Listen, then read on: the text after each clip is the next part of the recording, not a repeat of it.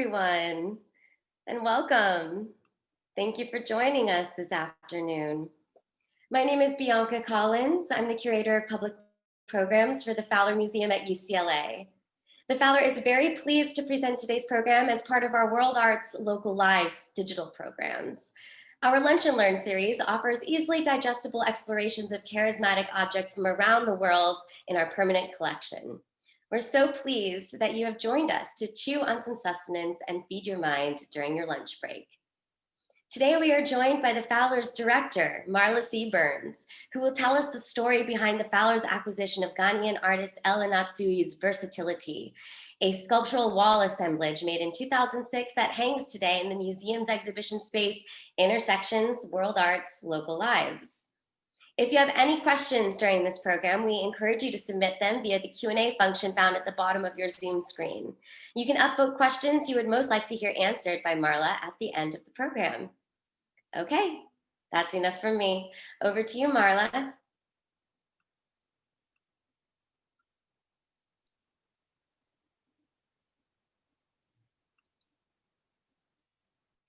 Good afternoon, everyone. I'm so pleased to welcome you to today's program about the artist Anatsui and his iconic work in the Fowler collection titled Versatility. I'm going to share my screen.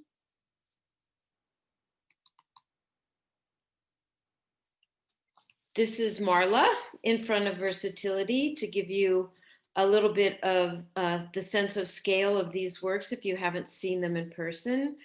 This work, Versatility, was made by Anatsui in 2006 and was purchased for the Fowler collection in 2007 with the contributions of many loyal Fowler supporters, and we thank them all. And I think you'll see as I move forward through my presentation why I was so keen to try to acquire one of these for our permanent collection. And it is indeed one of our most charismatic objects. Versatility epitomizes the artist's pivot to making wall sculptures out of thousands of aluminum liquor bottle caps and wrappers, a medium he began using around the year 2000 when Anatsui was in fact in his mid-50s. His process is one of utter transformation, and in doing so, he explores and pushes the limits of the medium and has expanded its meanings and references. For me, the work operates on several levels at once, starting with the sheer thrill of discovering something new and unexpected and being awestruck by its shimmering beauty and surprising material. At close range, you still may not know what you are seeing, but the degree of labor that the work entails, I think, is clear in this detail. You then learn that these are discarded liquor bottle caps and wrappers that have been flattened, punctured, and tied together with copper wire. And you can also see on the surfaces of many of them that are right side out, the names of the various distilleries where the liquor is being produced in Nigeria, and the bottles then used, recycled, and these wrappers need to come off before the recycling. So you can just imagine the number of wrappers that would be available based on what we know of people's patterns of drinking spirits. The work also invites questions about process, the terms of its production, and the particular historical and cultural resonances the finished pieces imply. I will try to touch on some of these perspectives as I move through my presentation. This work, Versatility, played a starring role in the traveling exhibition called Gawu, which the Fowler presented, as I said, in 2007. Gawu is an Ewe word that loosely means metal cloak. The exhibition was organized by the Oriel Mostyn Gallery in Wales. Then it came to the United States, where it was the first solo museum exhibition of the artist's new work. The Fowler joined 3 other adventurous university art museums and the National Museum of African Art in hosting the exhibition, and introducing the artist's work to local audiences. Coincidentally, that same year, several months later, Anatsui made his incredible debut on the international stage at the Venice Biennale the same year. He was selected by Robert Storr for the Arsenale group show, which was entitled Think with the Senses, Feel with the Mind, a title that couldn't fit the impact of Anatsui's work any better than if it had been created specifically for him. As you can see, the monumental scale is another aspect of what makes the work so extraordinary. And I'm just going to tell you a little bit about how these are made. I'm sure that you're wondering, how does he get them so large? How did they hang? How are they transported? And they're actually produced in small sections by studio assistants. So El Anatsui might have anywhere between 20 and 30 studio assistants working at once, flattening those wrappers, puncturing them, tying them together, and doing them as a kind of building block that results in the composition that you're seeing. And that building block happens like a big jigsaw puzzle on the ground, on the floor of his studio, or before he got the big studio he now has, probably out of doors. And therefore, he's created this new work called Dusasa 1. At the same time, in the Arsenale was not just one, but a second monumental work by El Anatsui called Dusasa 2, which was very quickly acquired by the Metropolitan Museum of Art. And you can see how different this one looks because it is primarily made out of not the wrappers, but the bottle tops. So you get a very different kind of texture in the surface of the work. And then there was a third piece at that same Venice Biennale in a group show at the Palazzo Fortuny, which I photographed it on the facade of the Palazzo, which is a mid-15th century Gothic structure. And the group exhibition that El Anatsui was part of was called Where Time Becomes Art. And again, another very fitting name for an exhibition in which to see El Anatsui's highly labor-intensive work. But this one is very interesting if you look at it and you say to yourself, well, why does it look like it's coming apart? Was that intentional? I think it was indeed intentional. I think the artist was trying to make this shimmering modern piece look more like it belonged to this 15th century structure. And both have experienced the ravages of time, one actually and the other intentionally by the artist. So it's a very interesting difference from the two you saw at the Arsenale. So after that incredible debut where literally everyone was talking about his work, fame and notoriety came quickly to Anatsui, where up until this time, he was actually very well known among those of us who are Africanists following the work of contemporary artists on the continent. And he had been in many different group shows featuring the work that preceded this new genre. And in short order, he became not just one of the most influential and celebrated contemporary artists working in Africa, but rather one of the most exciting contemporary visual artists of our time. It did not take long for him to become, or his work to become, a must-have in most major museum collections in Europe and in the US. He was championed by the October Gallery in London, and the British Museum purchased one of the earliest works made of bottle cap wrappers. He's also represented by the Jack Shainman Gallery and the Scotto Gallery in New York. And I like this juxtaposition that I've put together because you get to see the official portrait of El Anatsui just holding back from bursting into a smile as you see him in the lower left, which is really his true self. He's incredibly ebullient and excited when he talks about the work that he's making. He was born in 1944 in Anyako, Ghana, and is of Ewe heritage. He went to the University of Science and Technology in Kumasi, studying art, where he received an education in the British academic tradition, graduating in 1968. In 1975, he moved out of Ghana to Nigeria to teach in the Fine and Applied Arts Department at the University of Nsukka, which came to be known in Nigeria as one of the top art schools with a very distinctive way of teaching and training its students that became known as the Nsukka School.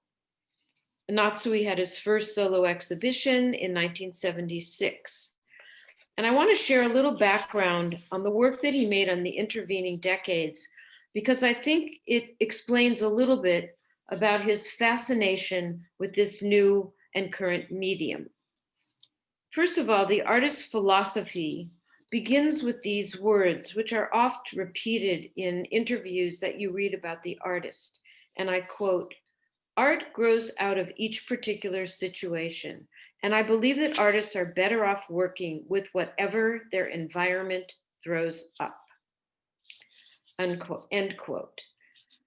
And it's interesting to hear this in the context of knowing that the story Elle tells about how, everyone says, well, how did you discover these bottle caps and why did you decide to use them as a material? And he talks about how he found a bag of bottle caps and bottle wrappers, so-called in the bush near his studio. And that was the beginning. He began to think about how he could use them. But his earlier work, in fact, was made of ceramic and wood, traditional materials used by artists across the African continent for hundreds, if not thousands of years to produce functional and sacred objects. What you're looking at is a view of the exhibition Broken Pots, which was shown in 1979. And I show you on the left one of the works, which was entitled Gebeze 2. And these are Ewe words that he uses to title his works. And though El Anatsui might be drawing on traditional natural materials that come from the earth, such as clay, he certainly deviates from the customary ways in which these materials are used by transforming elements that were discarded or even broken. And this is what he says: "At the time I made the Broken Pots series, I was thinking about the idea of breaking not as an end, but as a beginning. In retrospect, I regard my process as an exhortation that things have to break in order to start reshaping." And this is why his work is so much about a process of transformation and not recycling. It's in their discarded state that the mediums are interesting to him. In wood, he made works like this amazing 2004 sculpture made of wood called Ancestors Starting to Converge Again. The wood has been charred. It's been made out of discarded pieces that he's found in the environment around him, but he's assembled them into a new work which references the ancestors that precede him. In this slide that shows you three pieces of his, the center and right piece made of wood, the left, of course, of bottle caps, you can see that he's using fire. He's using pyro engraving to carve into the wood on the right, as well as the wood in the center. He's creating a visual language out of motifs and elements that refer to proverbs and other kinds of information about moral and ethical behavior that then become a kind of language, visual language of his works. He's also using a chainsaw to take that 10-foot column of wood and destroy it and to alter it and to create this circle at the bottom of chips of wood that refer to the work's title, Erosion, which was made in 1992. And it's not just erosion in the degradation of the environment, in the deforestation due to industrial uses, due to the degradation of the Niger Delta because of various kinds of extraction, but it's also about the erosion of culture, the changes that occurred as a result of colonial domination, and then the forces of postmodern modernity, all embodied in this work. And then came the metal works, as you see on the left. And I bring them together to give you a sense of the commonality of his aesthetic. He's relying on these small, repetitive elements to build up his compositions. He creates forms as a kind of visual language, as I said a moment ago. And whether he's using ceramic or wood or metal, there's this amazing dynamic tension between creation and then destruction and then recreation. I'm going to take you back now to 2007 and to the exhibition we showed in our galleries called Gawu. It featured 8 large-scale works made from various kinds of discarded metal, because at this point in time, he was working with different kinds of metal before he settled on the aluminum liquor bottle wrappers. This piece is called Adinkra Sasa. It was made in 2003, and it's one of his earliest pieces. It's a direct reference to a form of cloth made by the Asante of Ghana called Adinkra. And its distinguishing feature are these printed designs that are made of black dye, and they're mostly worn for funerals. And Elle saw in the flattened pieces of wrapper these references to the weave of cloth and to the strips out of which cloth is built in Ghana. And I'll show you another in a moment. There's also this fascinating crumpled aesthetic that the artist prefers, which looks to us as if it is folded cloth, as if it's really cloth. But in fact, we know that it's metal and not cloth, but metal that is pliable and moldable and changeable. Another piece in this exhibition is called the Peak Project.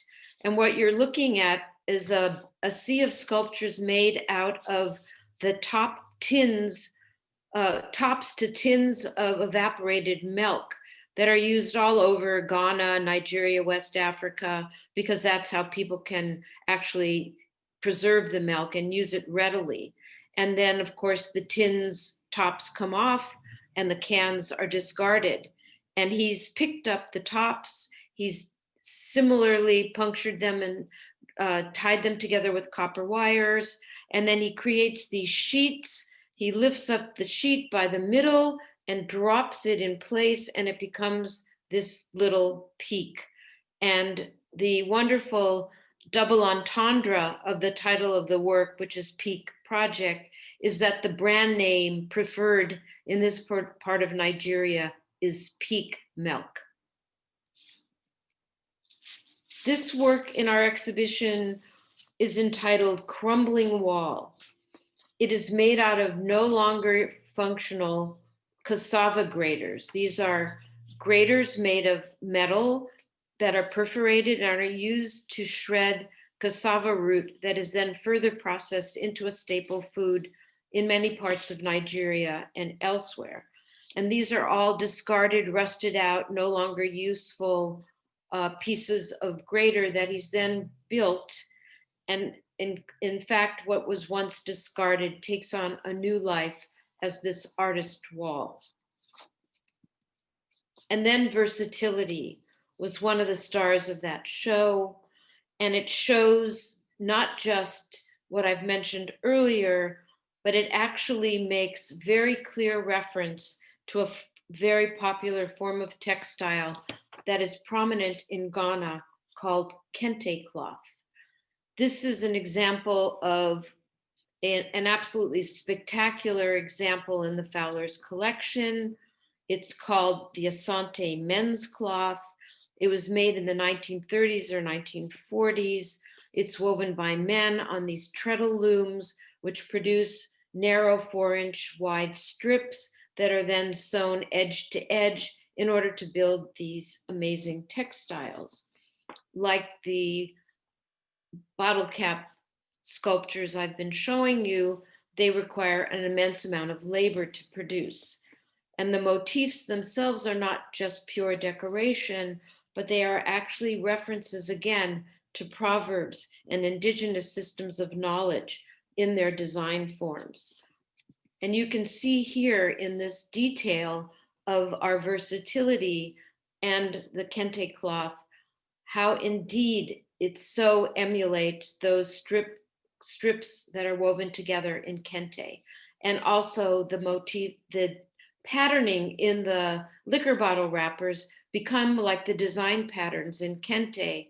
And if you look at the gold pieces that are running vertically, abutting those that are going horizontally, this emulates an actual kente design called versatility, hence the name of the piece, Versatility.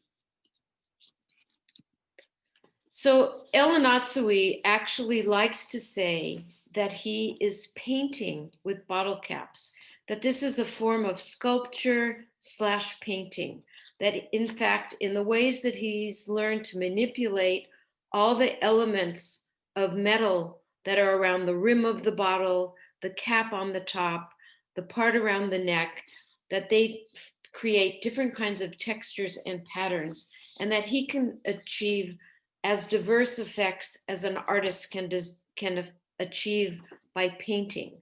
And this is the way that he has actually exploited the materials to their utmost in the production of these works. The Fowler is also fortunate to own a second work by Anatsui, this piece called Fading Scroll. We own it jointly with LACMA, which is a wonderful thing because in part it lives in LACMA storage and not in Fowler storage, but we borrow it back from them, we get to show it, and it's really a spectacular example. It is 39 feet long, and you can see how it's been manipulated to spill onto the ground. And this is part of L's wonderful side, that he is totally happy with the institutions that own his works or private collectors to manipulate the folds as they wish. I also want to talk to other histories that are embedded in these works, and perhaps most significantly, they speak to the history of Europeans who reached the shores of coastal Africa, especially by the 16th century, when in pursuit of human cargo, where European liquor was exchanged for enslaved Africans.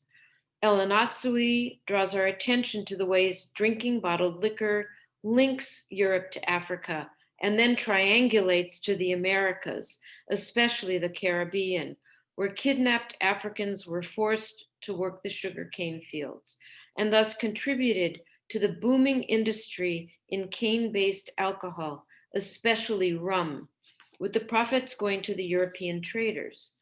Aside from a reminder of this power imbalance, and of course the horrors of the Atlantic slave trade, the introduction of spirits into West Africa changed local patterns of consuming intoxicants, increasing its demand and contributing to massive problems around alcoholism.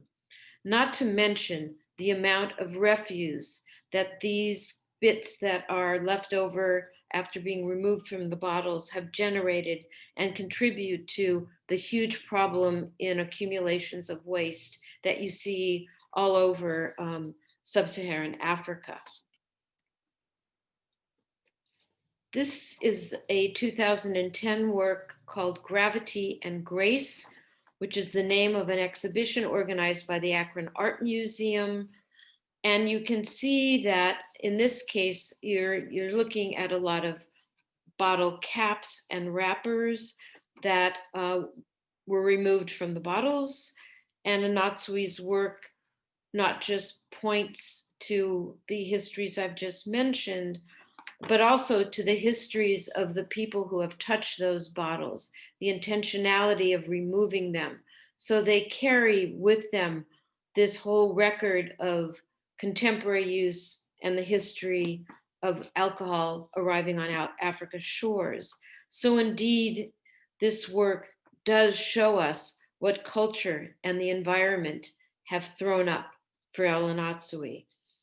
The artist gently alerts us to the ways his material transformations not only produce sculptures of shimmering beauty, but stand as powerful containers of history, domination, and encounter. That he succeeds in imbuing them with resonance and wonder make them so remarkable and unforgettable to see. This is one of my favorite works installed. The critic Roberta Smith describes these as examples of glamorous bravado. This is the way the museum has, in fact, chosen to install the piece, to push those folds into those large, voluptuous elements. And Anatsui, as I said, likes that freedom for museums to manipulate his work. And he also calls it a nomadic aesthetic, because as the work travels from place to place, it changes. It changes with that kind of freedom to install as people prefer. And again, remember that these works are being produced by so many studio assistants working with him, young men directly from L's community, putting these pieces together, building block by building block. And I end with this extraordinary piece that covers the facade of the Royal Academy of Art in London as part of the 2013 summer group exhibition. And this work was entitled Tsiatsia, Searching for Connection. And I think you can see the way L is trying in part to make that incredible piece of his fit within the architecture of the Royal Academy of Art's courtyard and to feel as if it belongs there, and making its connection between the past and the present. So this is a brief introduction to Anatsui's work. What I want to do is move to a brief video so that you can hear from Anatsui himself, his own eloquent words about his work. When you pick a medium, you stay with it for some time. You don't do one or two pieces with it and then flit on to another one, because that way then you wouldn't be able to get into understanding that medium and therefore be able to get something intrinsic out of it.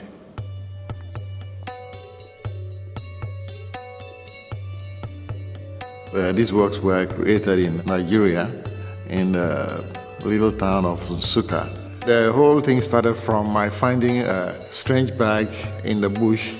I opened it and saw these bottle caps.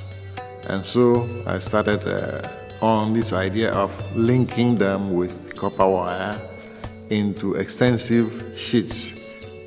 When I did the first piece and hung it, in the middle of the studio, I saw that it could hang on about 3 or 4 strings, and then was capable of creasing in ways that I found very interesting and worthy of exploration.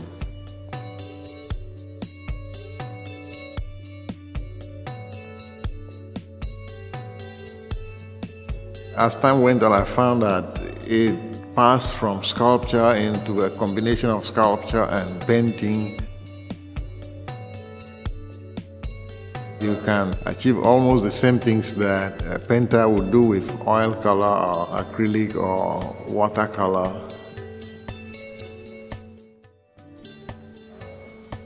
The concept of the wall, the idea that a wall is a human construct, and it is done to do so many things like sequester you or create a barrier between you and something, protect you or deprive you of your freedom, so those ideas what are behind this work. Anytime I'm before any of them, I have a feel of the presence of all these layers of people right from the people who made the drinks, the people who drank them, and my assistants and myself, which gives them a spiritual dimension. When I keep going to places and the freedom I give them to mount my works without my interference allows me to learn something from them. Because I believe that people equally have ideas how to interact with these works. Art is a replica of life, and life is not a fixed thing. It's something which is always in a state of flux. It's something that is capable of changing, and I want my art to reflect something like that.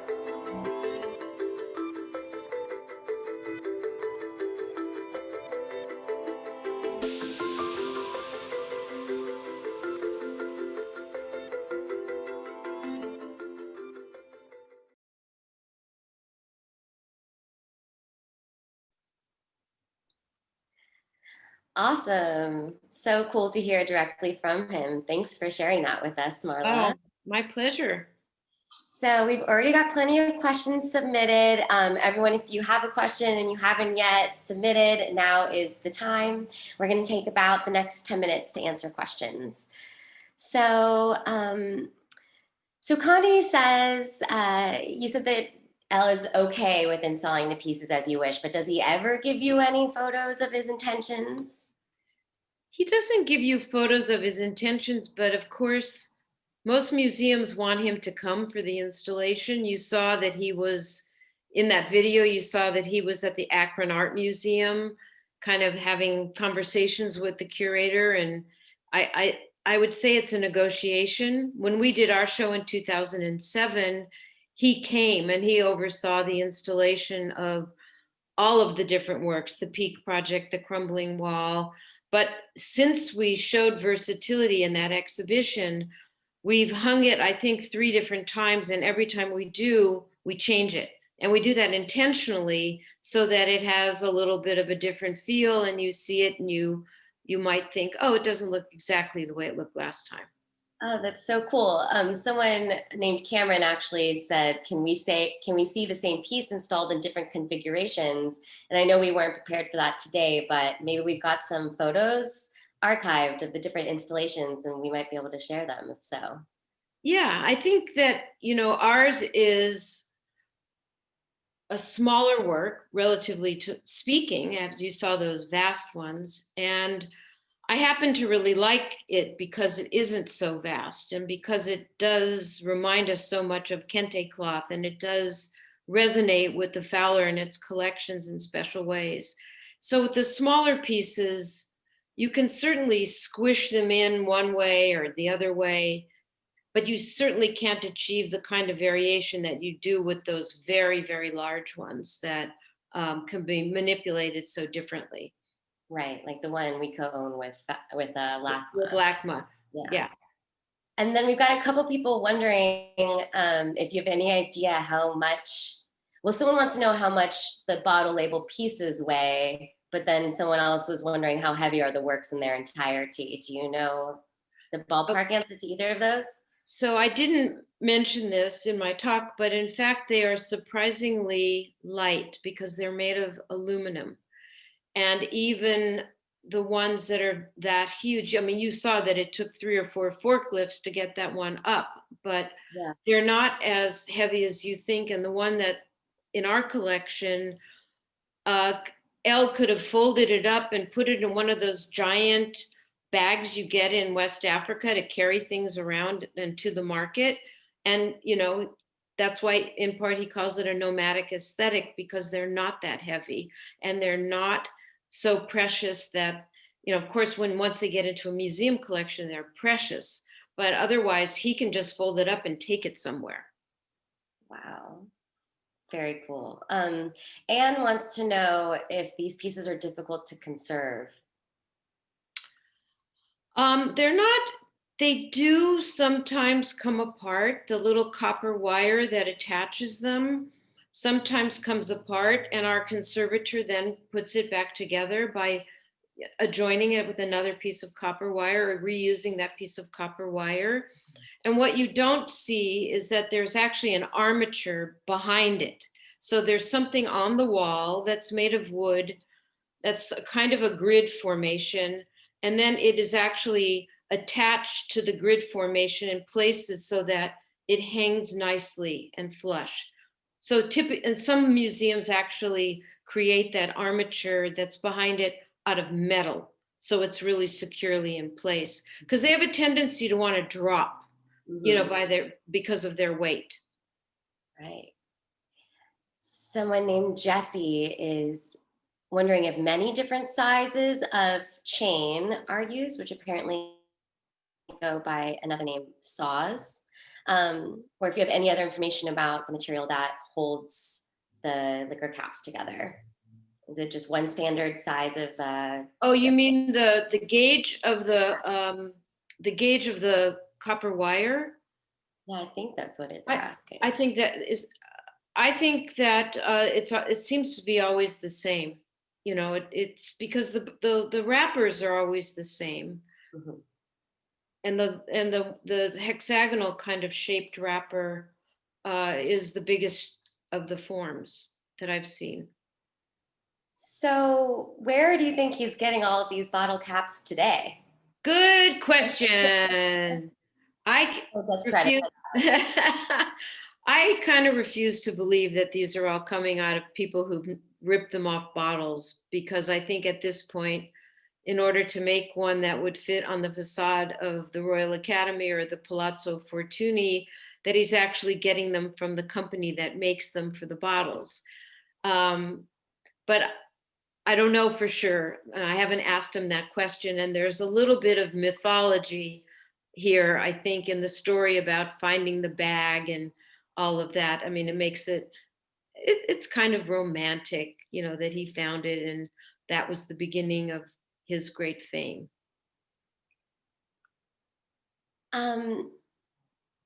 Someone from Thailand said that he got up at 2 a.m. for this program. And Kevin is wondering if there's anything else that you can share about Anatsui and his upbringing. Anatsui grew up, I think, in this small town called Anyako. He's Ewe, and his family, his father had another profession, but he also did weaving. So there were weavers in his family, because the Ewe are famous for their weaving. They weave a distinctive kind of kente cloth. And then he went to art school, which probably, when the British introduced their university systems into, its former colonies, they introduced a very academic art training. But a lot of artists like Anatsui could feel that this was all very foreign. And that's why you see the way he's using materials that are familiar to him from his own environment, from his own home where he lived in Ghana, and of course also in Nigeria. So that's all I can tell you, that he was, artistically trained in a formal art school. Yeah. And he has trained many students who've gone off to have really terrific careers. And sometimes you can guess who they are, because they too are using unusual materials as building blocks of their work. So they got the message that you should use whatever the environment throws up. What percentage of the Fowler's permanent collection would you say qualify as contemporary? Ooh, small percentage, I would say. We've been building our contemporary collection over the past, 15, 20 years, I would say, bit by bit. We like to buy, or to have people help us buy, a piece from an artist who we've done an exhibition with. We like to have that trace of having done that project.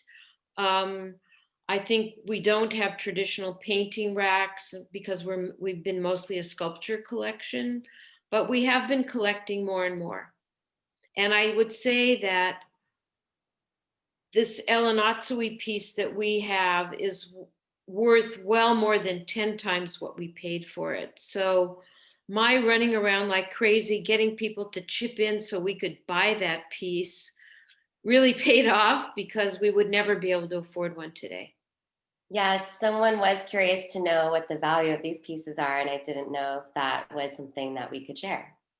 Well, I can share. I'm not ashamed to share that we purchased that Anatsui in 2007 for $80,000. And if you tried to buy one today, I am sure that you would pay at least $1 million. Wow, They great. are worth a lot. They are worth a lot. Wow. Janet wants to know if he ever uses beer cans or soda cans. You know, I have never seen him use beer cans or soda cans. And I think he may not be doing that because a lot of you may have seen, even in the Fowler gift store, that a lot of artists that you find all over the place are making little airplanes and little animals out of beer cans and out of Coke cans, etc. And they reveal themselves because you can see the names on the aluminum. And I think he just wanted to do something that did not relate to the work that a kid could make, and then sell on the street for, $1. So his work is very unique. I don't know that there's anyone who's actually replicating it in those materials. Okay, I think this is going to be our last question.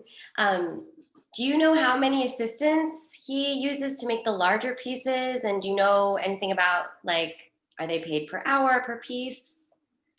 I don't know how much they're paid. I'm sure one could find that out. I just never asked him that question, or I don't remember the answer. He was talking about in a video that I watched, he was saying that one assistant might work, or 25 assistants might work for 60 days on a piece in order to get one of those very large pieces. So I could just say to you that many, many, many assistants are working with him. And there is a video that I found online. It was a YouTube that showed the long process of production and showed the studio assistants sitting at a bench and flattening and tying them. And then there was a kind of mezzanine where you could look down onto the studio floor, and you could see how the pieces were being put together to create these vast works that are the kind that hang on buildings. Wow.